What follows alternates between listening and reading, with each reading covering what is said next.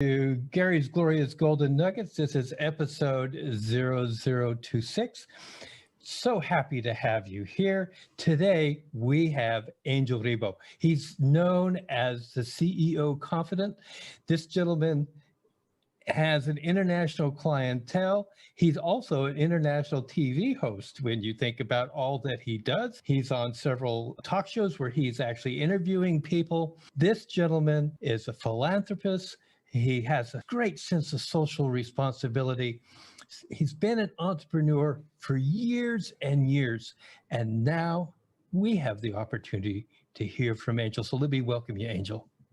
Thank you. Thank you very much for having me, Gary. It's a pleasure. It's an honor. And obviously, thank you, everybody who's listening to us today. Yes. Thank you, folks. We really appreciate you being here. I'm going to start right off, Angel. Totally. What do you wish you had known before you became an entrepreneur? To take action faster than I did. Oh my God. You know, I was so confused. It's a great question. I still remember, I will never remember, obviously. I will never forget, the first day as an entrepreneur, right? I mean, I was extremely blessed. I had a great jobs, and my company was kind enough even to put the severance package in place. And I had this outplacement company helping me in case I wanted to have another job. They already knew I wanted to become an entrepreneur. But hey, I mean, so much support and so many things, to be honest. Sometimes I think it was just counterproductive, you know, because I was always like, okay, so I have all those resources and then I have all these different options. I've done so many things and I have this route that I could go. I have this route that could provide this service, this other service. And yet, literally, I wish I had taken just one route and started like hitting hard in that direction. Definitely. That's definitely the thing that when I think back, I would have liked to know and change. And that's probably why I came out with this mantra, which is the main mantra for me and for my clients, which is taking perfect action now. Taking perfect action now. That's my main mantra. It's like, regardless of the path that you take, it's by taking it that you learn, you make mistakes, and you course correct, and you course correct, and you make mistakes and you course correct. Keep going, keep going, keep going. You know, all the things will show up while you do it. It's not that you have to be insane. It's not that you have to be blind. Obviously, you have to be listening and you have to be analyzing what's going on around you. But, you know, it's like, I remember having this conversation with the director for the accelerator of the Babson College in Boston, in the Boston area. Probably you know, guys, that Babson is the #1 consistently. They deliver the #1 entrepreneurial degree in the country, if not in the world, consistently. And she was telling me right now, and that was 5 years ago, right now, in order to make a startup disruptive, we only need $10,000, $15,000. 5 years ago, we needed $200,000, $300,000. That's why the faster you go to the market, the faster you will see what you have to do to provide a better service to your audience. So, oh my God, I wish I had known that in 2016. Thank you for asking, Gary. You know, I love that because I've always lived by the mantra myself that says, anything worth doing is worth doing poorly in the beginning. You know, just keep going on it. Absolutely. And you know, you and I probably believe that there's no really such thing as failure. There's success, but there's learning experiences along the way. And there's times when your goal is not met.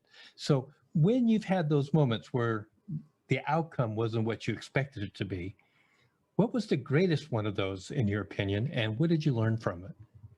Actually, probably it was when out of the blue and through a personal connection, a company, an entertainment company from Spain came to me or called me and say, hey, we are the owners of such a TV network. We are in Spain. We're going to fly to Los Angeles in a couple of weeks. We would like you to be there because we would like to make you an offer. We would like you to help us develop their business. I had no idea, absolutely no idea about their entertainment business, nothing. But I said, I mean, they were friends of friends, and I had seen them, I think, once in Latin America, but they really didn't know much about their business. But anyway, there I go to Los Angeles, I meet with them, and they say, so that's what we would like to do. But you know what? We cannot pay you as much as the other clients are going to pay you. So I said, well, okay. So, you know, all right, let's see what is in here for me. And you know, when your gut feel is telling you, Angel, there's something here, you don't know what it is, but I think that you should consider this. And really, inside of me, this voice that came to me saying, You have to do this. You don't know anything, but let's keep moving forward. And I was already there. I had nothing else to do for a week. So I said, okay, I'll surrender to the unknown. Let me put it this way, Gary. And and then they go, well, Angel, you know what? Part of your responsibility, if you take this, if you accept our offer, it's going to be that you're going to be sitting on this chair just for a test, and you start interviewing people. I said, what? Yeah, you start interviewing people, and you know, but I don't know anything about these people, nothing. But don't worry, you know, we are here in this, you know, conference, and there's thousands of people. We'll bring you only like, I don't know, maybe 30, 40, 50 in the next 5, 6 days. And we will probably not have time to tell you who they are, but it doesn't matter. You know, we'll sit them down here with you, and we know you're a smart guy. I mean, as much as I like challenges, Gary, you know, I mean, I don't know anything about what this person does, right? And I have no idea of the subject matter. I mean, I have, you know, like really in an uncomfortable place, but let's say, why not? Why not? Why not? Okay, so I started interviewing the first person ever. I will never forget the name of this guy. Very famous guy in the US. His name is Stephen Halpern. He was the first guy developing spiritual music in the country. Everybody knows this guy, right? He was kind enough to be extremely gentle with me. So, but you know what? I started like asking him questions, and I was just so concentrated, so focused on him, that I started asking one question after another.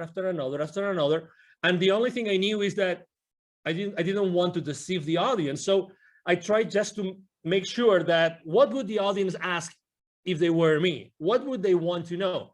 And you know, we came and going. And at the end of the conversation, Stephen, he might even remember this. This is funny. I am speaking about him today. He said, wow, you did a great interview. Thank you so much. I said, what? Oh, okay. Thank you. Thank you very much. Obviously, I would never say, you know, I never recognized to him, right? Like acknowledge that it was my first ever.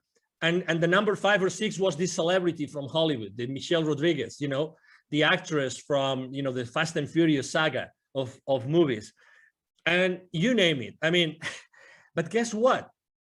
All this, like, you know, discomfort for these many days eventually put me in a place where I said, oh my God, this is a skill that I'm developing that I didn't know that I had. I didn't know that by being previously spokesperson for large corporations of America in other places in the world had helped me. Oh my God, I am at the other side. I'm becoming the host instead of the guest. There is something here. There is some, you know, there is value. Why? Because I realized that I can make available to the normal citizen the greatness of my interviewee. And this is priceless. This is priceless. So this is probably one of the stories that I think that I wanted to share after your question, Gary. I will tell you, Angel, what I love the most is if the audience is sitting here and they haven't been pelted by your golden nuggets, they're not listening. I mean, it's just one after another. It's like a machine gun going off. Boom, boom, boom. Thank you. Thank you. I love it. So what advice would you give somebody who's saying, okay, I want to be an entrepreneur, but what do you suggest? What would you say to them? Yes, you know, I think that we live in a very important moment in history. Obviously, it's now March 2021. In the upcoming weeks or months, this will be, this interview will be published. So it's a very important moment in life, and it's not a coincidence that we are living this moment. Okay, so I would like to just make sure that you understand what this means. Okay, so the world is what it is, and we are here, all of us, to play a role, like it or not. Okay, we are playing a role in the new world that we are creating. Okay, so that's number one. Number two, I was blessed enough last year of delivering a couple of webinars to the local, business accelerator communities here in Dallas, Texas, and both were about the following subject, which is pivoting in times of crisis. Pivoting in times of crisis. And after doing those two webinars to the local entrepreneurs and startup CEOs communities, I would say one thing: we all have this incredible talent. We all have this unstoppable divine force inside of us, that allow us to provide a unique service to the rest of the world, okay? Nobody has had the same life that you, listener, has had. Nobody. So you are unique. So even if you think, oh, there's going to be so many other coaches, so many other, consultants, so many other people making the same product, not a chance. That's not true. Nobody is able to provide the value, the wisdom, the teachings that you bring to the world just because you have had your own life and you have had your own experiences. That means by default, by definition, that means that there's going to be in the world an audience that is just waiting for you to show up and to give that value to them. So when I was telling these guys, going back to the story of the webinars here about pivoting in times of crisis, there's four things that I would like to tell you. Number one, you already know that you have passions, that there's something that you are enthusiastic about. Number two, there's always friends of you or relatives or colleagues that tell you you are an expert on something. You always come to you for something. Number three, the market is always going to need what you are willing to share with them, as I said before. And number four, and that's the only question maybe you have to ask, is the market willing to pay for it? Yes or no? If the answer is yes, and 95% of the occasions, yes, the answer is yes, then you have a business. So again, don't be fearful. I know you are on the fence, and I just answered a question saying, what was the main mistake I made is being on the fence for too long, right? So I know you are on the fence, but at the same time, know that there's people out there waiting for your message, and they will never go, and they will never move hiring someone or paying for someone's services unless you show up and they resonate with you. They're waiting for you there. That's why I think, sometimes people, I remember when I was training salespeople, I've trained literally hundreds of salespeople, and I remember training them. And in the first training session, most of the people would tell me, hey, sir, hey, Angel, but what happens if I run out of leads? If I run out of leads, how am I going to make my quota? I would always tell them the same thing, always, to all of them. Okay, so whenever you run out of leads, please come to me, and I will give you another list of 1,000 additional leads that you can call onto. What I'm trying to say is that we have those limiting beliefs that we think that we are limited, we are in a box, and we are competing against the rest of the world, when everybody knows already that the wealth is in the follow-up, that nobody follows up. So there's always wealth for everybody. There's always, services that you can provide and people that will pay for you. It's collaboration that we have not been taught. That's why we are being taught all the time about competition, but the reality is that there's wealth for everybody. And if we learn to collaborate as opposed to compete, you will feel much more comfortable, and we will all make a nice living. All of us, no exception. I fully agree. And I thank you so much. Again, I hope you guys got another dump truck to fill up, because this guy is just going to give you golden nugget after golden nugget. So let's just talk about resources. Now, resources can be people, books, relations, etc. Can you just name three that have really influenced you in your entrepreneurial pursuits? Yes, I would say number one, when I was in corporate America and I was in charge of, let's say, business development for many different areas in the world, I was very lucky because regardless of my own sales team, I was always working in what is called like indirect sales models. Indirect sales models means that the companies I was working with, we were going to the market and selling through resellers, through partners, and this kind of, intermediaries, let's put it this way. That was a great blessing. Why? Because I became the most trusted advisor of all those companies. Guess what? The leaders of those companies and the different employees, they were pure entrepreneurs. They started their companies small, and they wanted to thrive, and they wanted to make a lot of money out of the margins that we were giving as the vendor, right? So that's the number one thing. Resources, people that I always was working with, and I was always working with partners. That's why I talk about collaboration all the time. So number one, resource, partnerships, collaborators, resellers, distributors, you name it. Look for something, someone, companies, people that can go to the market, help you go to the market. That's number one. Number two, speaking about books, I'm not going to be very, let's say, very conventional with my answer about books, because I would say that probably the books that have influenced me the most have been more spiritual books than business books. But had I not read this book, and I'm going to mention just one of them, I would have never done what I have done, and I would have never moved from Europe. And it's a book considered, it's a fiction book. It's about, it's a history, or excuse me, the story about a series of scrolls and revelations from the Amazonian, forest in Peru. The book is called The Celestine Prophecy by James Redfield. Had I not read that book, which was like, of course, I knew that already, but I would never say this aloud. This is, I would be embarrassed of sharing this with anybody, but I was reading the book and every single page was like, oh my God, yes. Oh my God, yes. I always had this feeling inside, but I never was able to formulate it properly. I was never able to say, oh yes, this is like this. Exactly. So, and why is this book so important? It was so important for me because that's the book that when I finished reading it, I said, I have to go from Europe. I am originally from Barcelona. I was living in the UK at that time. I said, I have to move from Europe to the Americas. I don't know why nor how. It doesn't matter. I'm going to go back to London and I'm going to ask my managers, my supervisors, hey, I would like you to relocate me to Latin America to work. I don't know why, I just want to go, right? And they told me, no, you're crazy. Why would you go from this, amazing job in this amazing country, making so much money, to a third world country? You are insane.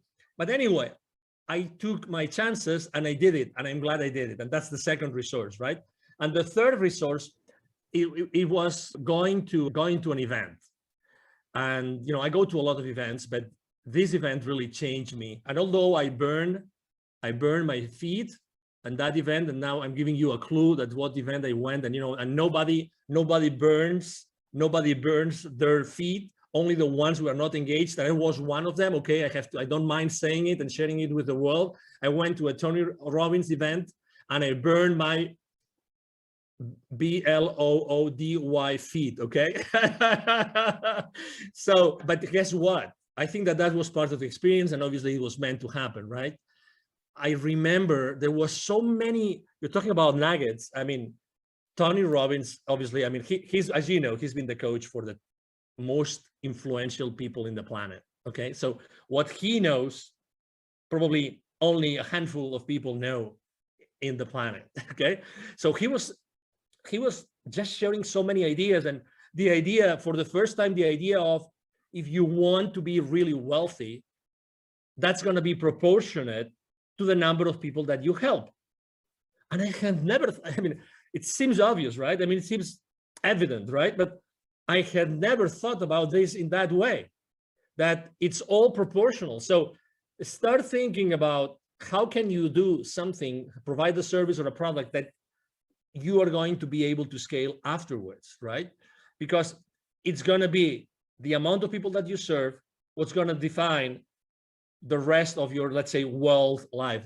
Those three resources, collaboration with partners, this specific book, and going to this specific event, those were three amazing resources that they made Angel Ribo the CEO of Confidant that I am today.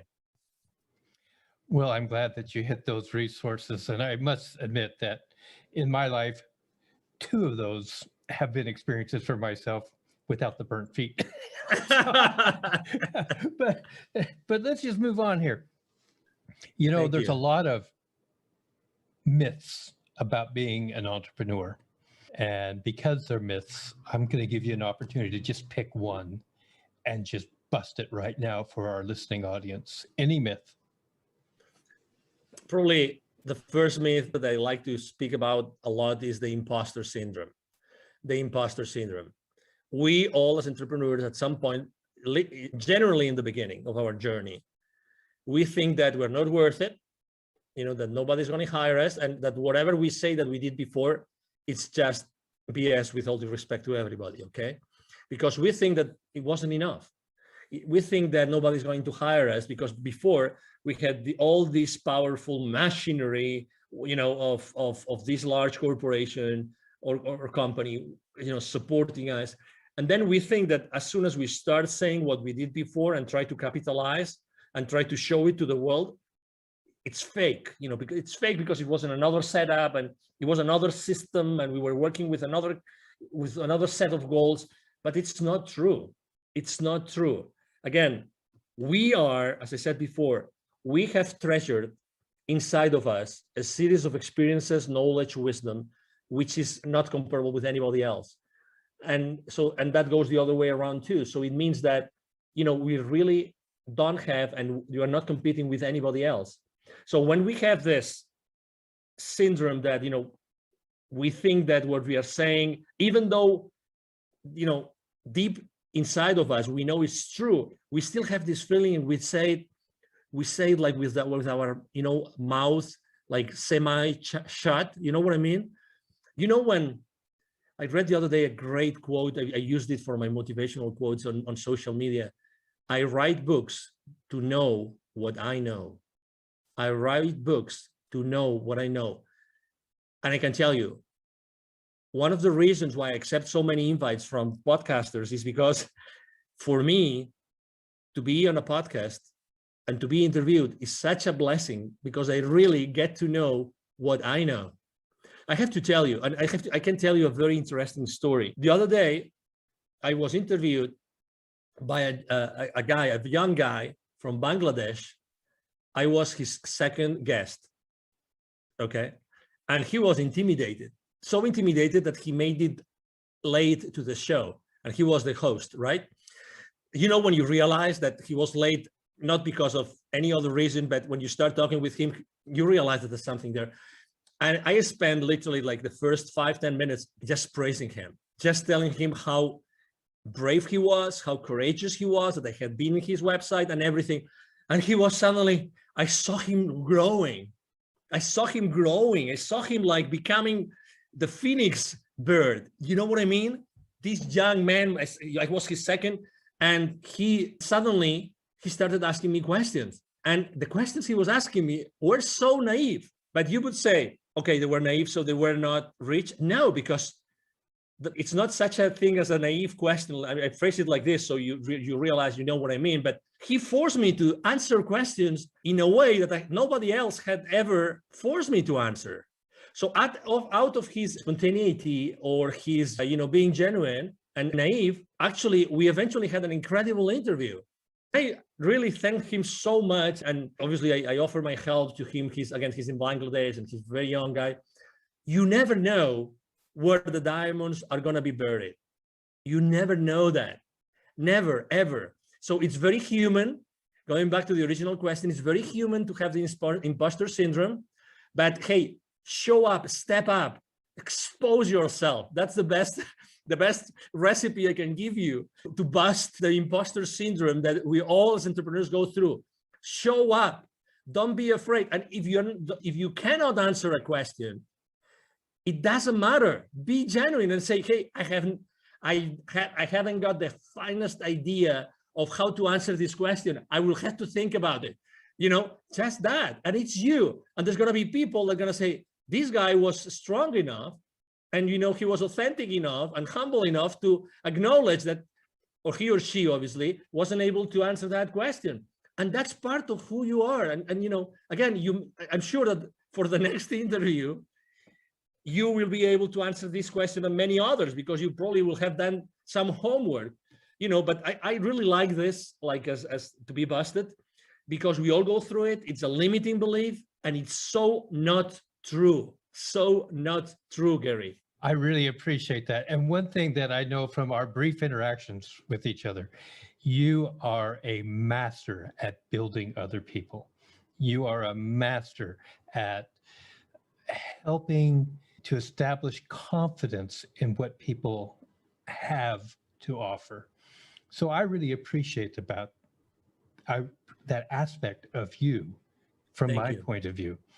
Now, I'm going to change up a little bit, because I'm not going to ask the next question I normally ask. We talked about social responsibility. I'd like you to talk about your point on social responsibility as an entrepreneur. Yeah, there was a time in my life in which I said, if not me, who? And you will understand why. If not me, who? I had this question inside of me, if not me, who? When when I was in Latin America, I lived in Latin America for 10 years, and I was working with Latin America for 15 years. And I was going there so often. I was always dealing with, we were doing consultative selling to large corporations present with their subsidiaries in Latin America. And every time I was going to see their plants, the manufacturing plants, they would typically be in the outskirts of big cities, suburbs, rural areas sometimes. Every time I would go to those places to meet with the CEO levels, to close some deals, every single time outside those plants, there would be a lot of poverty, because that's where poor people live. They live in the outskirts of the cities. And every time I would go to those places with my rental car, they would ask me, hey, senor, would you like to buy some gum from me, some candy, a bottle of water? Can we keep your car safe while you are inside? So I was always interacting with kids, always was interacting with kids. And it reached some point before leaving, and actually that was one of the reasons why I left corporate America, in which one day I had this incredible experience in which I saw very clearly that I had this connection, this continuous, possibility to talk to the top guys in the continent, and at the same time being able to see so much poverty. And I saw very clearly, if I'm not the one connecting those two dots, who's going to do it? Who is more? Who can show more, like the experience reaching out to the top and being able to deliver to the bottom through my entrepreneurial career? And I can teach entrepreneurship to these kids in need in Latin America. That was the aha moment. That was, and again, it came very, it was an impactful moment in my life, but I was, one of the saddest things in life is that we become, how is that, too familiar with the misery. We become too familiar with problems that we don't pay attention to. And the more they show up, the more insensitive we become. We become insensitive to people that are really in depth, in deep problems. And let me tell you an example. Just in Latin America, there's 170 million kids in 2012, according to UNICEF. 81 million kids live in poverty in Latin America. 81 millions. Okay, so the population of the US is 350 million roughly. 81 million kids in Latin America live in conditions of poverty. 22 million don't have drinking water at home. 22 million. And that was from 2012. I can't imagine now, after everything that's going on in the world, I can't imagine. So that's why in 2015, after I had this experience, we gathered a team. I'm the co-founder of Wisdom for Kids. And what we do is we help underprivileged kids in Latin America become entrepreneurs using the local resources. And you see, it's like, Gary, it's like for my entire life, I was preparing for this. Isn't it crazy? It's like I had learned all this entrepreneurial stuff and connecting to all these people and knowing how to reach out to them, blah, blah, blah. All this, like, there was a plan behind it. Someone had been working on that plan for me to be able eventually to do that. That's why I was asking myself, as I said in the beginning, if not me, who? Who's going to do this if it's not me? Who is more, prepared to do this? And I felt immediately, the responsibility in a good way, because going to Latin America and teaching kids entrepreneurship is just a blast. It's a big blessing, as you can imagine, Gary. I just am so overwhelmed with the things you've just talked about. Thank you. This is why I love doing what I do when I get to talk to people like this. How can people contact you? Thank you. So I'm very active on social media. I'm blessed with having a great team that helped me do that. Otherwise, I wouldn't be able to do it. I thank my team every single day. I am the most active network I am on social media outlet is LinkedIn, the professional network. You can message me there and you will see me there. Angel Ribo, Ribo spelled like R-I-B-O for the ones that don't see the video of this interview. My brand is the CEO Confidant. And I'm going to give you also my direct email address. Either my team or myself, we answer all the emails we receive every single day. It's very easy. The email address is extremely easy. Angel, as in heaven, A-N-G-E-L, @angelribo.com. My last name is Ribo, R-I-B as in boy, O. So my email address again is angel@angelribo.com. You can reach me there, and it will be a pleasure for me to interact with you and engage in a conversation. Ladies and gentlemen, we'll have all that information in the show notes. So if you're driving, continue driving. Don't try to pull over to the side of the road and try to write it all down now. So yeah, just go ahead. Now, Angel, I always give every guest 2 uninterrupted minutes. to right. say whatever's on their heart, whatever they want to say at this moment. So your 2 minutes start now.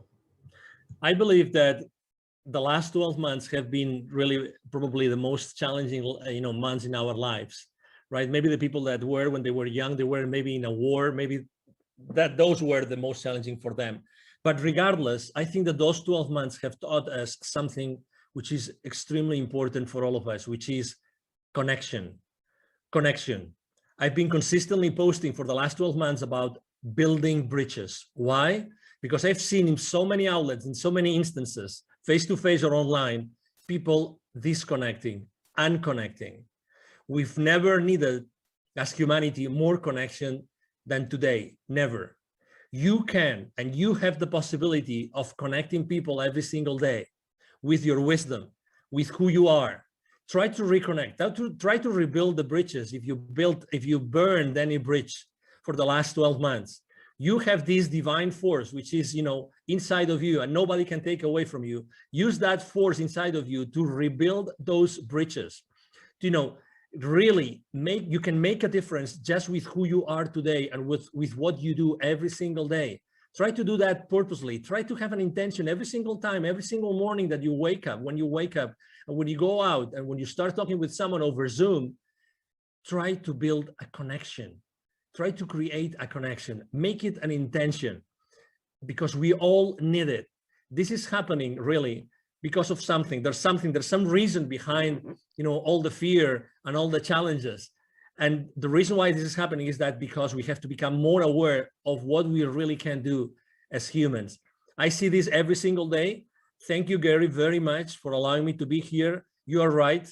When I work with someone, I really make sure that they understand their own potential. That's my main goal with everybody I work with. To make them understand their absolutely incredible potential. And, it's been a pleasure to be here with you today. And thank you for allowing me to maybe share some nuggets with you. And obviously, I feel so honored to be here, and anything I can do for you and for your audience, it will be a pleasure to do it, Gary. Thank you so much. Angel, God, I love you, man. You're great. Thank you. Likewise. Ladies and gentlemen, that is going to conclude this episode of Gary's Glorious Golden Nuggets. If you've enjoyed the show and you haven't subscribed yet, please do subscribe. If you would like to share this with somebody, please do. Help our audience to grow. Angel, you are a gold mine. Thank you so much. Thank you so much for your time.